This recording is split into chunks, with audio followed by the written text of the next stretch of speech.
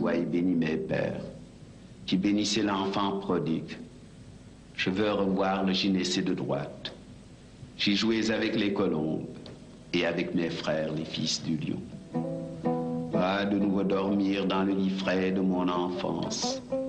Aborde de nouveau mon sommeil les si chères mains noires et de nouveau le blanc sourire de ma mère. Demain, je reprendrai le chemin de l'Europe, chemin de l'ambassade, dans le regret du pays noir.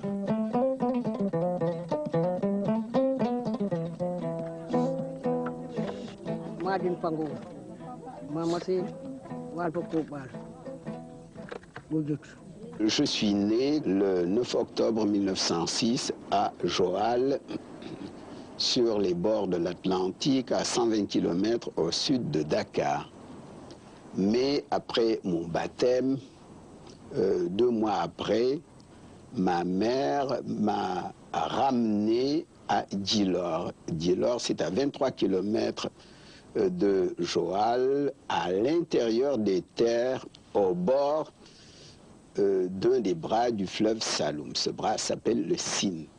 C'est le nom qui désigne le royaume dont mon père est originaire. C'est un maître de terre, un féodal.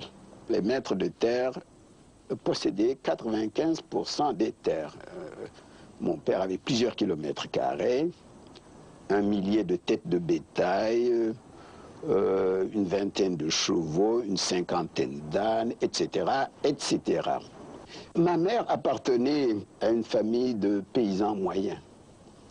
Le chef de la famille était mon oncle maternel qui avait quelques champs et quelques têtes de bétail.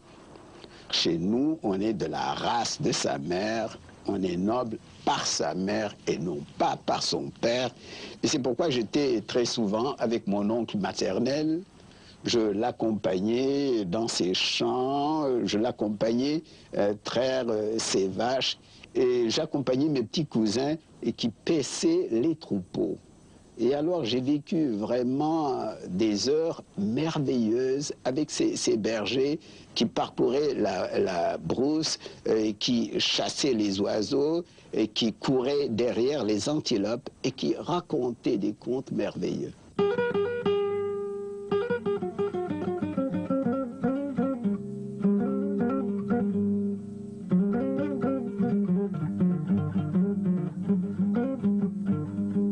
Comme j'étais presque tout le temps dehors, mon père s'est ému de mon goût roturier et à l'âge de 7 ans, il m'a enlevé à ma mère pour me confier au père Dubois qui était le curé de Joal. Et pendant 1 an, le père Dubois m'a enseigné le catéchisme et j'ai pu apprendre peut-être une centaine de mots français. Et ça a été pour moi aussi le premier apprentissage de l'école. En 1914, ça a coïncidé avec le début de la Première Guerre mondiale. J'ai été envoyé par mon père à l'école primaire de Ngazobil. Pendant 6 ans, j'ai appris en même temps le Wolof, car ma langue maternelle, ce n'était pas le Wolof, c'est le Sérère. J'ai appris en même temps le Wolof et le français. Au bout d'1 an, je pensais en français. Ça a été pour moi la première école de la vie. Au bout de 6 ans à peu près, j'ai été au niveau du certificat d'études. Le problème s'est posé pour mon père de savoir si on m'enverrait à Saint-Louis, au lycée, ou si on m'enverrait à Dakar, au collège séminaire Liberman. Moi-même, je voulais être prêtre, je voulais entrer au séminaire. Au bout de 2 ans, il m'a permis d'entrer au séminaire. Alors, je suis venu à Dakar, émerveillé, comme un petit paysan de la brousse. Et c'est à Dakar que j'ai reçu la formation la plus solide. La plupart d'entre nous, nous faisions du latin et du grec. Et le père directeur, le père Lalouse, qui était de la Sarthe, insisté sur l'esprit d'organisation et de méthode. Par exemple, dans nos dissertations, on pourchassait le mot pour le mot.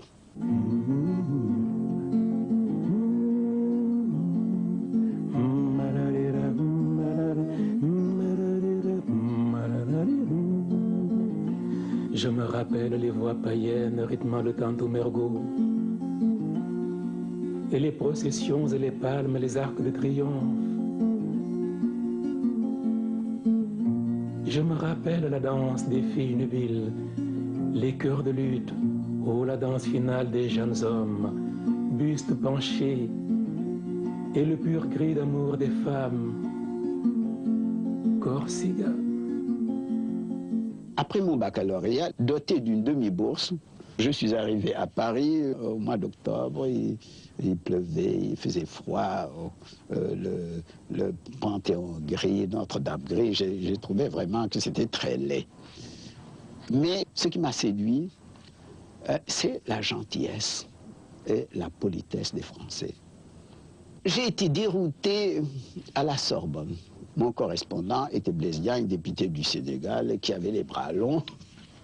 Et c'est ainsi que j'ai pu être inscrit en retard au lycée Louis-le-Grand en Hippocagne. Là encore, j'ai trouvé un modèle d'organisation et de méthode. Et pendant les 3 années où j'ai été au lycée Louis-le-Grand, j'ai appris autant de mes camarades que de mes professeurs. C'est ainsi que je rencontrerai Pompidou et il m'apprendra beaucoup de choses. Ils avaient en commun un goût de la poésie et mon mari lui avait appris à lire les poèmes de Mallarmé, de Baudelaire, avec un certain ton, une sorte de ton monocorde qu'il ne connaissait pas. C'est au lycée Louis-le-Grand que nous nous mettions à rêver. Naturellement, le premier objectif était de passer avec succès le concours de l'agrégation. Ensuite, de faire une thèse de doctorat d'État pour entrer au Collège de France. Vous voyez, nous n'étions pas modestes et nous avions des ambitions, mais ce n'étaient pas des ambitions politiques. Je me souviens de la période de 1945, où c'était pour lui un déchirement, parce qu'il était venu au Sénégal revoir la famille et il comptait bien repartir en France parce qu'il avait son poste d'enseignant. Et on l'a pratiquement pris de surprise, on lui a dit il faut faire de la politique. Et il disait mais moi j'ai pas l'étoffe d'un politicien, ça m'intéresse pas, moi ce qui m'intéresse c'est les lettres, c'est l'enseignement. Et il était vraiment malheureux de devoir prendre une décision qui engageait son avenir. C'est au cours de ces vacances que la Fédération socialiste du Sénégal m'a demandé de me présenter au poste de 2e député du Sénégal. Alors j'ai hésité pendant un mois. Encore une fois, je n'étais pas dépourvu d'ambition, mais mon ambition, donc, c'était d'être en même temps poète et professeur. Pour moi, d'être député, mon Dieu, ce n'était pas particulièrement glorieux. Senghor, en 1946, quand il est arrivé au début de sa carrière politique, il était venu à Joal-Fadiout. Il nous disait que c'est vous délibérer de la domination coloniale. Vous allez être des citoyens comme tout autre. À cette déclaration, on avait grande surprise d'entendre cela, car au temps colonial, personne n'y pensait qu'on pouvait avoir obtenu de l'indépendance comme il l'a fait.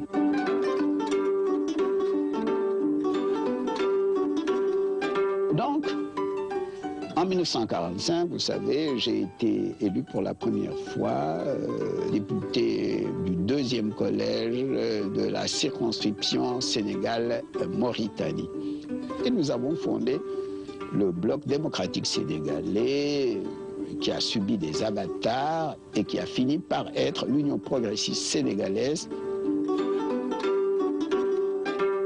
Notre but, c'était l'indépendance. dans l'amitié avec la France et même dans la Confédération.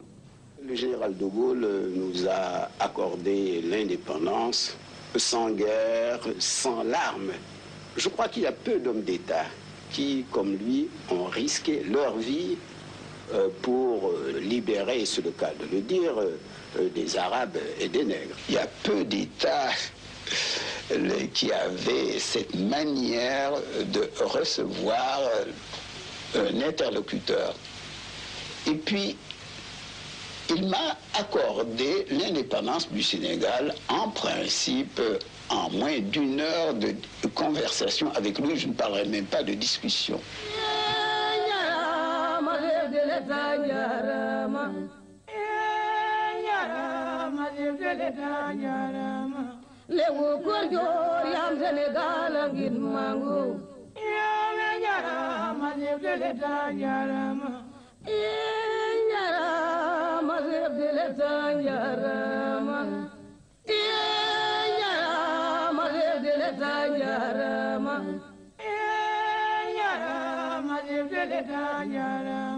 Senghor était l'homme de la révolution tranquille, qui prend son temps, qui met en toute chose la patience, et qui sait que le temps est un grand maître, et qui se gardait bien de l'invective, de l'injure et du radicalisme. Senghor, poète, écrivain, a toujours pensé aussi la politique en termes d'art, d'art du mieux vivre, d'art de la recherche de la beauté, de la vérité, de la grandeur de l'homme, du mieux-être, du développement. Pour la première fois, un chef d'État prend entre ses mains périssables le destin d'un continent.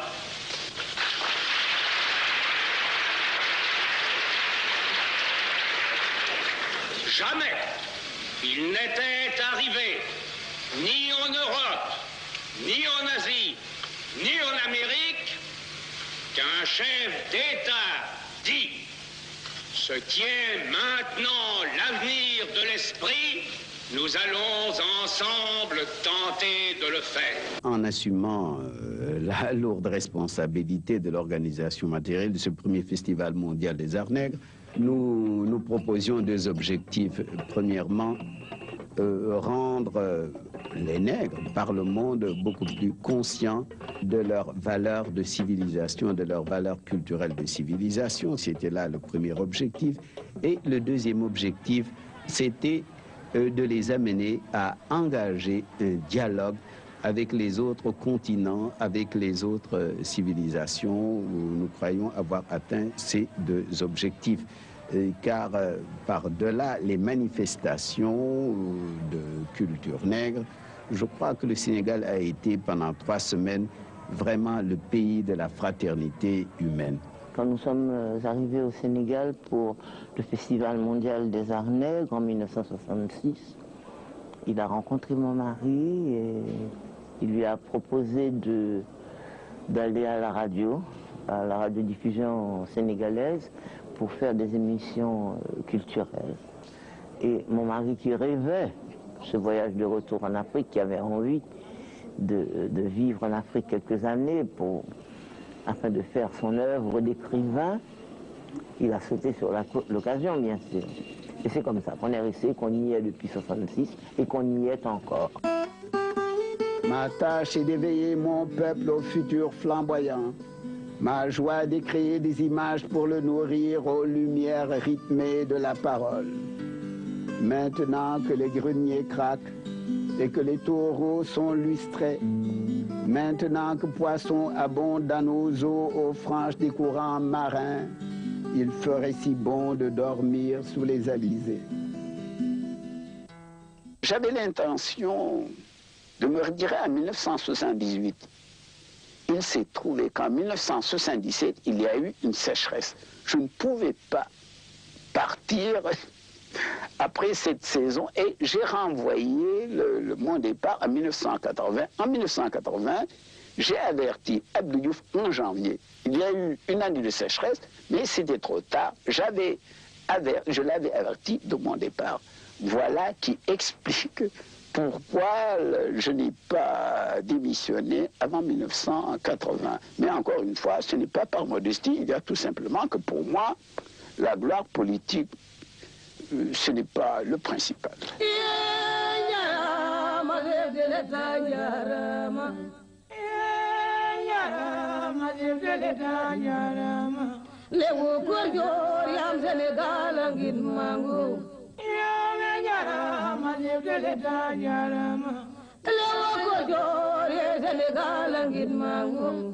Entre 18 et 19 heures, nous sommes là, sur la pelouse, et si vous voulez, je regarde la lumière et je suis heureux. Et je m'imagine que la lumière du paradis doit être de cette qualité.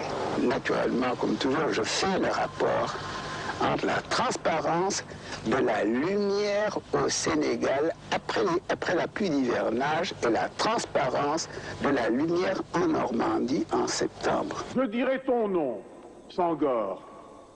Nomina, numina. Chez vous, le nom se décline et se déclame. On le psalmodie et on le chante. Il doit sonner comme le sarong, rutiler comme le sabre au soleil. Le nom appelle les prénoms. Vous en aurez 3. Vous êtes Cédar, celui qui ne peut jamais avoir honte. On vous donne aussi au village un assin d'être avec le vôtre, le prénom de votre mère, Nilan. Votre père qui est catholique, il vous fait baptiser, votre nom chrétien est Léopold, qui veut dire lion. J'ai toujours pris de longues vacances pour pouvoir m'isoler, pour pouvoir vivre vraiment en moi-même, au fond de moi-même, et écrire ce que j'avais besoin d'écrire et que j'accumulais tout au long de l'année. Et je vis mon poème des semaines, des mois, parfois des années.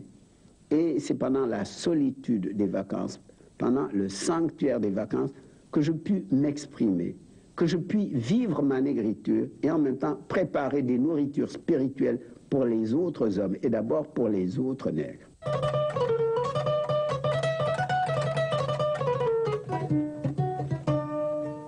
Éléphant de Micelle, entends ma prière pieuse. Donne-moi la science fervente des grands docteurs de Tombouctou. Donne-moi la volonté de Soni Ali, le fils de la barbe du lion.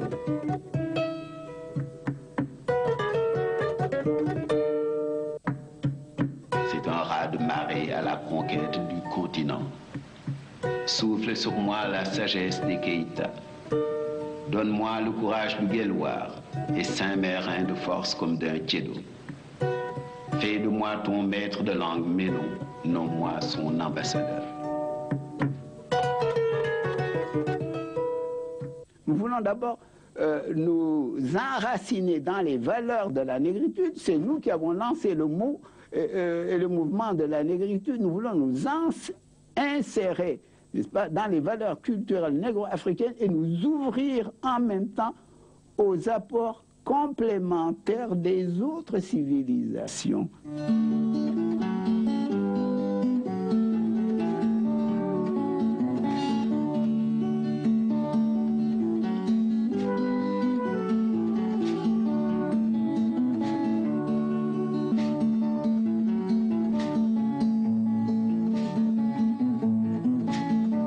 Je sais que c'est grâce à lui qu'on a accédé à l'indépendance. Senghor, c'est l'homme lumière. Aujourd'hui, nous vivons une démocratie et on lui doit un parti.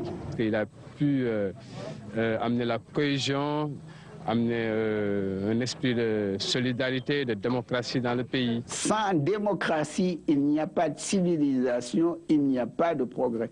Si vous considérez également l'histoire, les premières civilisations indo-européennes, les premières civilisations noires, il y avait de la démocratie.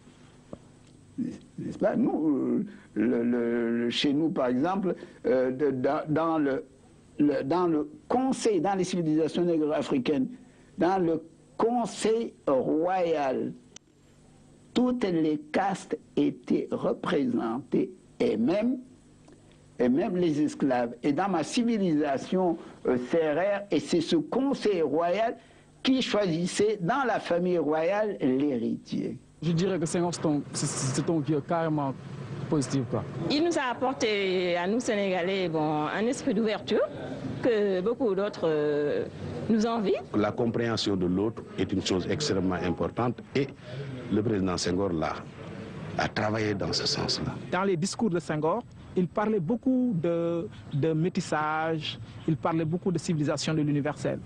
Et quelque part en moi, c'est comme si j'ai été éduqué un peu comme ça. L'Afrique a beaucoup apporté et les Noirs. Les 3 premières grandes écritures, l'écriture égyptienne, 3000 ans avant Jésus-Christ, l'écriture sumérienne dans l'Irak d'aujourd'hui et l'écriture des Noirs dravidiens, ces 3 premières grandes écritures étaient des écritures de Noirs qui véhiculaient des langues agglutinantes. Vous voyez, de ce point de vue, nous ne faisons, n'est-ce pas, aucun complexe. Mais, et c'est pourquoi nous apprécions à sa juste valeur, n'est-ce pas, les apports des Blancs sémitiques comme les Arabes, des Blancs indo-européens. Les Sénégalais sont bien cotés dans le domaine de l'art, de la culture. Bon, on peut lui tirer le chapeau. Je voyais dans les temps les expos qui étaient à Dakar, depuis les expos de Picasso, depuis tous les expos d'Olivier Debré et tout au musée Dynamique. Donc j'ai un peu la nostalgie de tous ces grands événements que créait l'homme. Plus axé sur le problème de la culture, de la négritude, que sur le problème réel des pays d'Afrique. Depuis l'indépendance, nous consacrons à peu près 33% de notre budget à l'éducation, à la formation, à la culture et 15% seulement aux forces armées, encore que nous ayons l'une des meilleures armées de l'Afrique de l'Ouest. Eh bien, en 20 ans, parce que nous avions donné la primauté et la priorité à la culture, notre revenu par tête d'habitant est passé de 163 $ à peu près à 450 $. Consultez les rapports de la Banque mondiale, c'est-à-dire que notre revenu par tête d'habitant a été multiplié par 3, ainsi que le nombre des emplois salariés. Car, encore une fois, la culture, parce que la création est le meilleur moyen du développement. Après Paris, cette ville des Lumières, d'où tant de grandes idées ont germé et fleuri. Après Québec, cette terre symbole dans ce Canada des confluences, voici que Dakar s'honore d'accueillir la conférence des chefs d'État et de gouvernement des pays ayant en commun l'usage du français, communément dénommé Sommet de la francophonie. Cela ne vous étonne pas ici au Sénégal, dans la patrie de Léopold Sédar Senghor.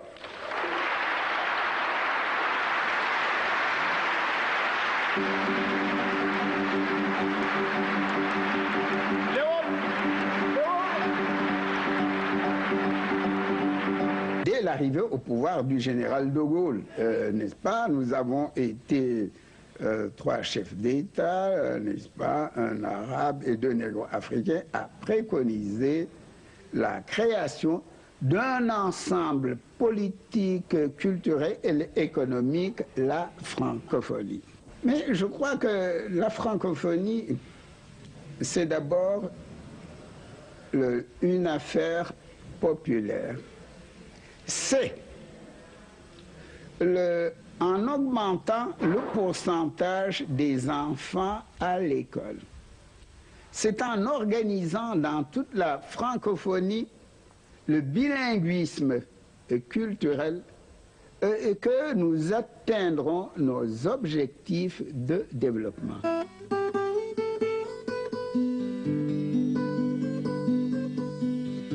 Je pense que ce qui caractérise avant tout l'homme noir, c'est la perception des liens qui existent entre la nature et l'homme, entre l'homme et Dieu, par la médiation des signes sensibles de l'univers. Nous pensons qu'au-delà des réalités physiques matérielles, il y a des réalités spirituelles.